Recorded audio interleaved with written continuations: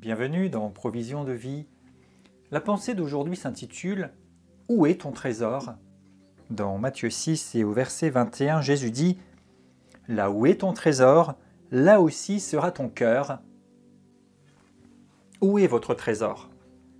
Si vous voulez savoir ce qui est vraiment précieux ou important pour vous, eh bien, regardez votre cœur. À quoi est-ce que vous vous affectionnez? À quoi est-ce que vous pensez souvent?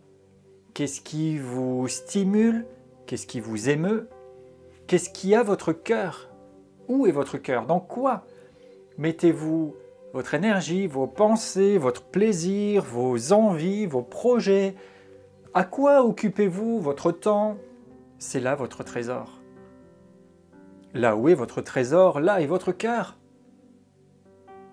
Et qu'en est-il alors du trésor? Le plus important, le plus élevé, le plus inestimable, le plus précieux, qui est notre Dieu de gloire lui-même.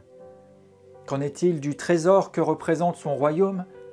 Qu'en est-il du trésor sans limite que représente la révélation de ses paroles? Qu'en est-il du trésor précieux qu'est la présence et l'action de son Esprit Saint dans notre vie? Qu'en est-il du trésor inestimable qu'il nous a donné de porter en nous et qu'il convient de mettre en valeur et de faire briller? Qu'en est-il du trésor inestimable de la vocation céleste, de cet appel divin à monter, à être auprès de lui?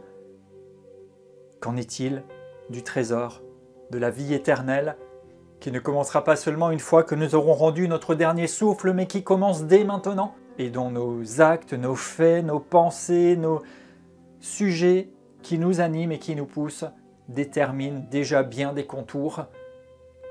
Là où est ton trésor, là aussi sera ton cœur. Où est votre cœur?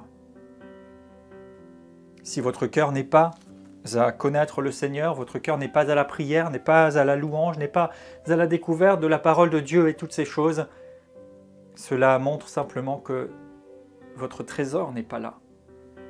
Et pourtant, c'est le seul trésor qui ne périt pas.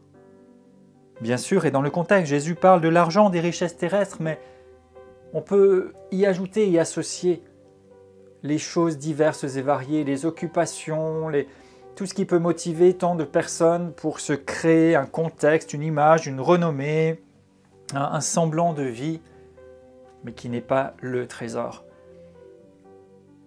Je prie sur vous dans le nom de Jésus, que vous fixiez votre trésor sur les valeurs éternelles. Simplement, si vous réalisez que votre trésor n'est pas en Dieu, repentez-vous, recentrez votre volonté, demandez au Saint-Esprit son aide et faites de lui vos délices. Vous serez plus que satisfait pour sa gloire. Et surtout, là où est votre trésor, là aussi est votre cœur. Amen.